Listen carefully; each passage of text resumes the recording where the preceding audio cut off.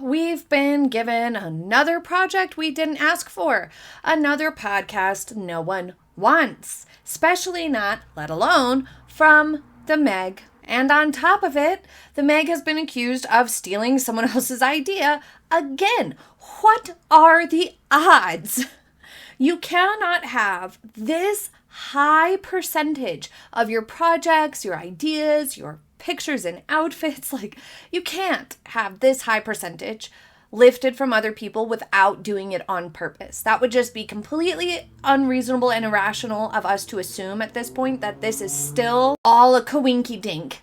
It's not. The Meg feels entitled to take anyone's ideas, names, style, whatever. She feels like she can take whatever, and she thinks she can just say, oh, what a coincidence, and that people will buy it. Maybe Harold's the last one hanging in there still buying it, but no one else is, that's for sure. Meghan Markle has launched a new podcast with Lemonada, which we'll get to in a minute, and is accused of being a copycat again. New podcast has the same name as a U.S. businesswoman's YouTube series that launched over a year ago. Meghan Markle announced that in April, she's going to be putting out a podcast on Lemonada, which is kind of not the B team of podcasting. It's like the D team of podcasting. It's hardly known at all. In fact, Lemonada's numbers are a small fraction of Spotify and other podcast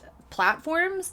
So Lemonada is like really small. So it's, modest, which there's nothing wrong with that on the face of it. But she's announced it's going to be called Confessions of a Female Founder. Oh, so catchy. I'm so excited to hear that. Ugh, it sounds so awful. But in a twist that everyone saw coming, Meghan has basically stolen someone else's idea in its entirety, just like she did with Cooking with Meghan, with Love Meghan is basically the same thing as Cooking with Love, Pamela, or Pamela's Cooking with Love. Pamela Anderson's cooking show is the exact same name and concept that Meghan stole from Pamela. But here this time, not only do we have other podcasts that are very similar but with a different name, we have Katie Miette, owner and founder of hoodie hijab clothing firm Veil Street, which already has a series of YouTube videos with the same name about her business achievements. She's a 24-year-old from Philadelphia who has 45,000 followers on TikTok and posted her first episode in October 2023 about how to have a successful drop launch event. Well, maybe Meghan could have learned a thing or two from that rather than just stealing the name and idea. And she has released other episodes since. Meghan's new podcast is also very similar in its name to entrepreneur Kelley Borges's popular Confessions of a CEO podcast, which focuses on female founders, and even more, another podcast called Confessions of a Founder by businesswoman Alicia M. Campbell. And of course, she's being called out for it because it's the modern day. Everybody knows and sees on the internet whether what you're doing was started by you or taken from someone else. We can find it out, and we do. Because this podcast has both the concept and the name already taken, let's start with the name. Confessions of a Female Founder is the exact name that Katie has used for her podcast. Granted, it's a rather small podcast with only a few episodes, but it's still being done. It's still technically hers, her title that she is using for her intellectual content. And so the dynamic here in this case is really, really bad for Meghan. Meghan is very wealthy and has a larger audience by a lot compared to Katie. Meghan just taking that name and a similar concept is going to reflect poorly on Meghan, because it's not a coincidence. And even if Meghan were unaware and just found out, she should just take the hit and change the name in support of this younger woman with less resources and a smaller platform than her. Meghan, as we have seen with going from American Riviera Orchard Montecito garbage to As Ever, also pretty garbage name, but she is able to change the name without it being too much of a hindrance to her. Someone with a much smaller platform and a much smaller podcast who had the idea first, who is an entrepreneur herself and is up and coming and independent and has decidedly less resources and a smaller platform, should be allowed to keep that title and have that be respected by someone elevated from her in Meghan. Meghan should be gracious in her position, knowing that she's wealthy and has all these business people on her team and all these things. She has all these advantages.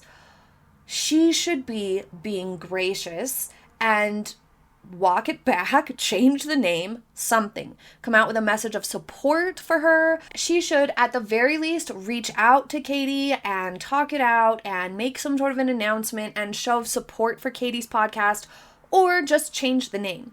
Because she can, and she didn't have it first.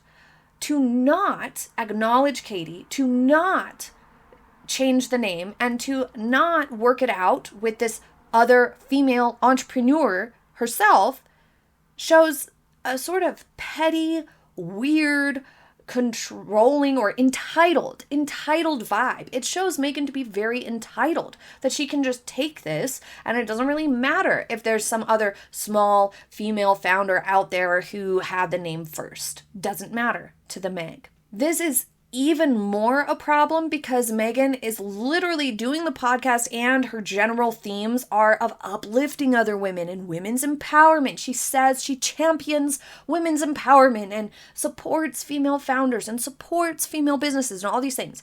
But in practice, she doesn't. In practice, she'll trample over everybody, anybody, especially females, if it means she can get her way. But it's not just that podcast. It's also the Confessions of a CEO podcast and Confessions of a Founder podcast. These are very similar names where Meghan could maybe get away with being like, well, mine's going to be a little different, and so it has a little bit of a different name. But the premise, the content, the subject matter of the show is exactly the same as these other two shows, these other two podcasts. So the content is also sort of lifted and copied. The problem with that is many, but primarily it's been done before.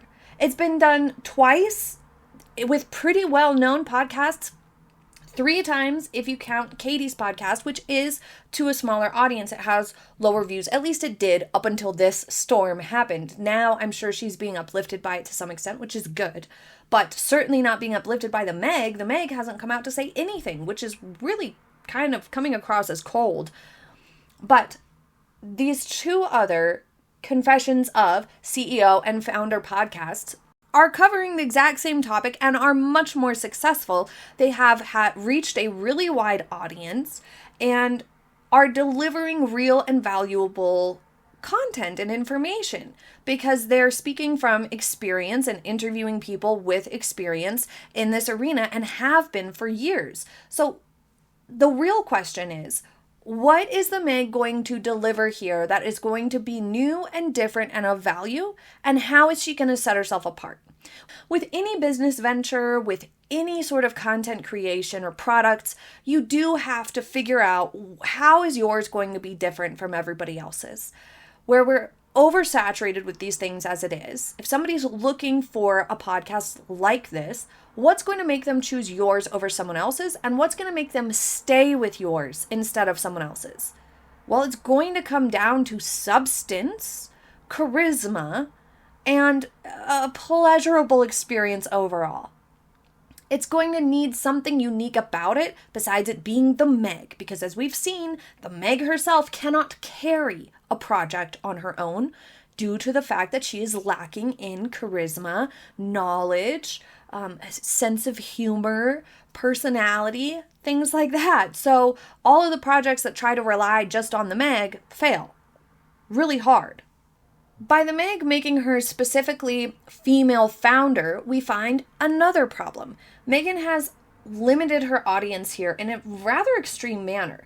It's specifically narrowed down to just females who are founders, and many have speculated, given the teasers and the information we have so far about this podcast, it's potentially even more narrowed to only those who are launching and in the early stages of founding a business and launching a business. But when you narrow your audience like this, then you really have to be delivering an exciting, engaging, dynamic podcast that's going to give a lot of value and really bring the listeners back for more, because you're only working with a small group of people who feel like they could get value from this specific podcast. Now, granted, some men might still listen or might still be intrigued or might still think that maybe there can be value there. They might not think of it that way. But by labeling it female founder, you're really coming out of the gate hard and strong with that this is geared towards women.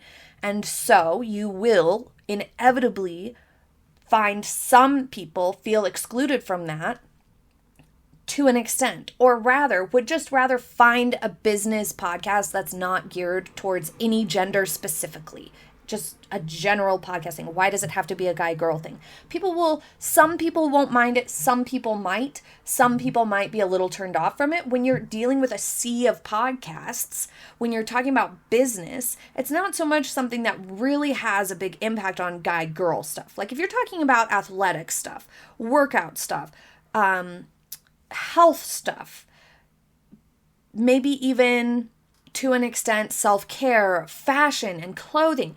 These sorts of things do kind of categorize really successfully between male and female, just because we have different body structures, we have different, types of clothing that we wear and things like that, and proportions, all of these sorts of things. So in those arenas, it makes sense to sort of have two different genres of this is more geared towards men, this is more geared towards women, because they simply have very different experiences. Motherhood versus fatherhood, sometimes you might be able to get some information from one or the other, but oftentimes in general the steady bulk of the audience will be following those sort of gender lines just because of the practical purposes, especially when it comes to things that deal with our bodies, right?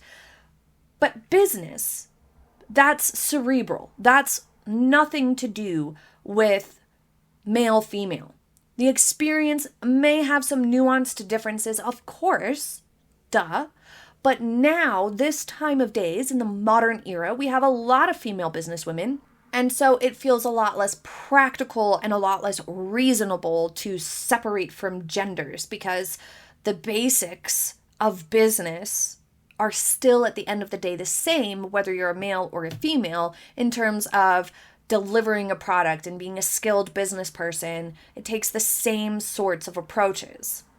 So narrowing your audience in this sort of a manner that's really prominently even branded as separate is a mistake. Additionally, as most people have pointed out already, Meg has a really bad track record with business adventures. And so she's not the best person to have a podcast like this. I would never take advice from the Meg when it comes to business. And most people can plainly make that assessment for themselves. It's obvious. Meghan has a very bad track record in business ventures. She is not a successful founder in the slightest. If we were to logically extrapolate her performance in past projects, we can predict with high probability that this will be far too focused on the Meg herself to be valuable or helpful to anyone, because she will further narrow the focus of this podcast onto her and her experiences and her thoughts and her feelings, and all of it will be brought back to her because every single project she has done, she circles every single conversation back to her. That's even more likely to be a true prediction because she said that it's going to be more break room than boardroom, which is unappealing altogether. But it also sounds like an excuse for why the Meg talks about herself so much on this podcast.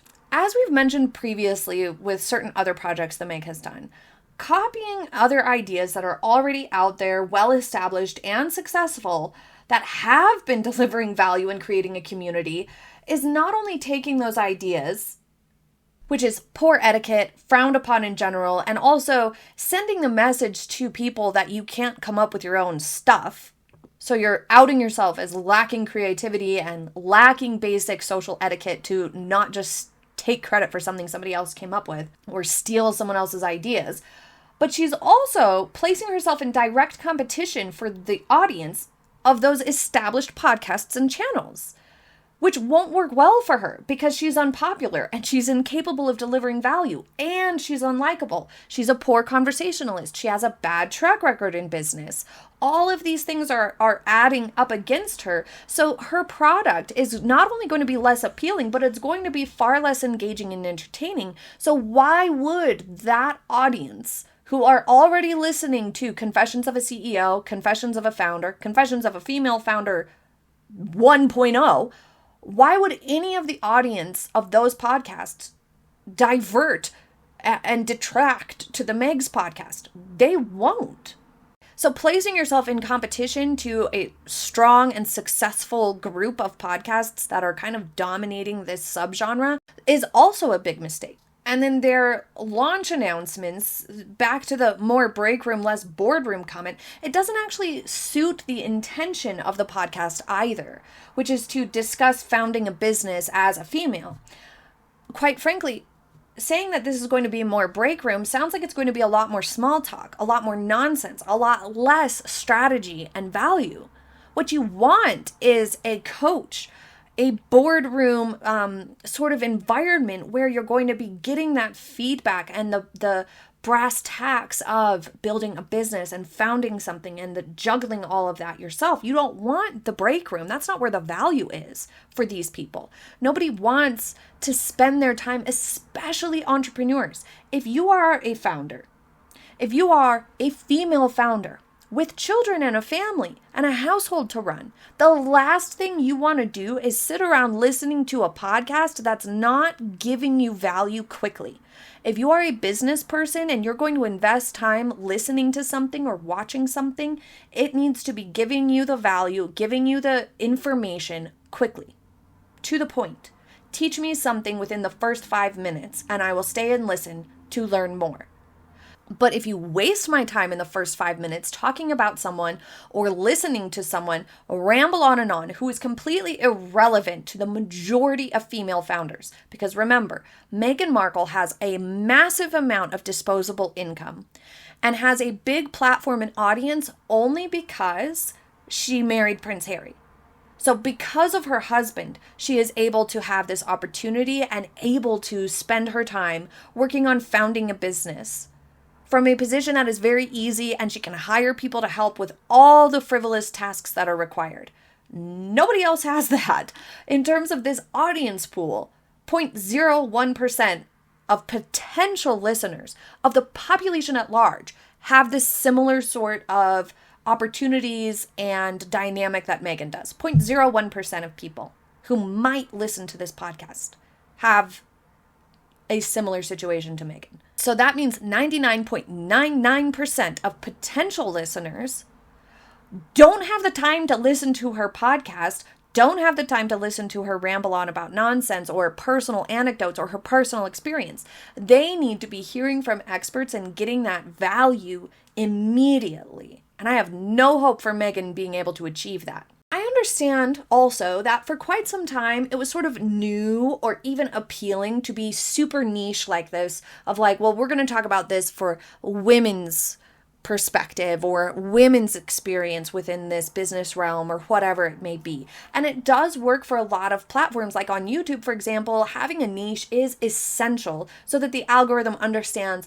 who wants to see this video. But for someone like Meghan, she doesn't necessarily have to play that same game because she does already have a big name. Like, she's infamous, but still, people know her name, people report on what it is that she's doing, and she also has a ton of resources. So she could invest in advertising in a way that most people can't. So she doesn't need to be this niche. because someone who's unknown starting out needs to build upon their niche at launch, eventually expands to create broader content and reach a broader audience because their audience needs to grow.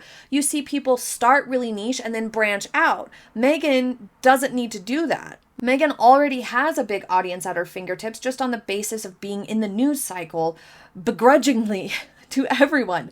Thanks to who she married. Let's not forget, this is all only possible for the Meg thanks to Harold. None of this is on merit anyway. So for her, it almost feels like an unnecessary separation to be like female founders versus just founders in general. It almost comes off as backwards for Meghan to do it this way. There is an argument that it would almost be more progressive and more innovative and interesting for her to not segregate it out to just female founders, but rather to focus on business and entrepreneurship in general for all people, not guy-girl thing. So that, plus the concept in general feeling sort of dated, we've already seen it, we've already had this before, we have multiple podcasts of the exact same thing. Therefore, the interest is also going to be extremely low in this. People are not going to be clamoring to have this podcast. It's not like, ooh, this is interesting. What a great angle. No, because it's been done, and been done well by other people already. Therefore, it would hinge hugely on charisma and likability and having stimulating conversations that are delivering that value. Otherwise, it can only flop. Like, the only option is for this to be carried by the host to make it interesting because of everything we've just covered, of it being a repeat and a redo. That makes it all the more important for the host to be like able to carry it, and she can't. So this is not going to work out well, I don't think. Also, it feels a little bit like a downgrade.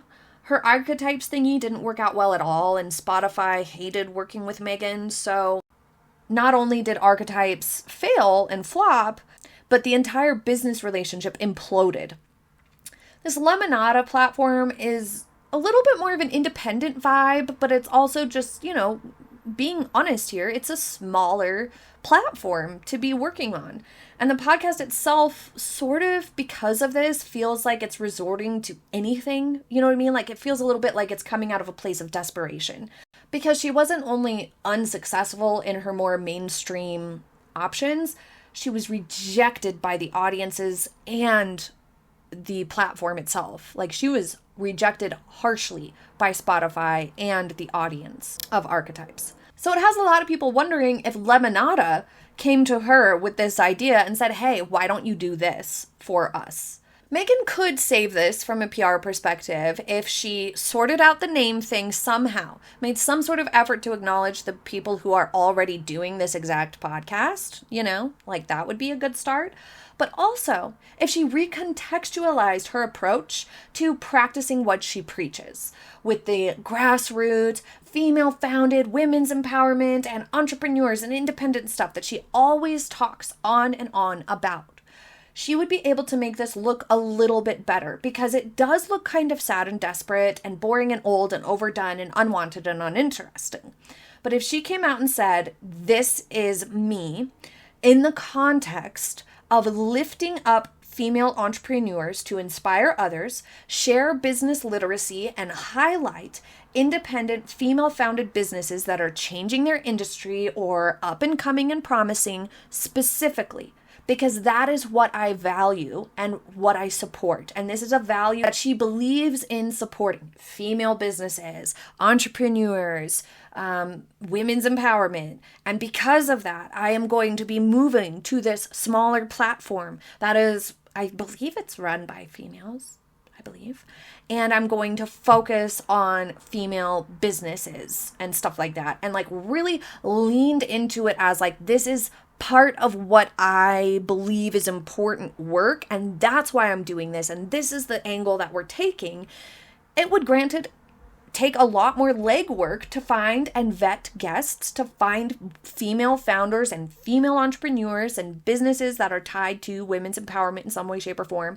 It would take a lot of work, but it would demonstrate that she's walking the walk. But it doesn't sound like that's the approach or direction that they're going with this podcast. Naturally, it sounds like it's just going to be boring small talk with the Meg that's surface level, vapid, and boring figures. But please leave your thoughts in the comments. Thank you so much for joining me for today's video. I hope you have a happy day ahead, and I will see you next time. Bye!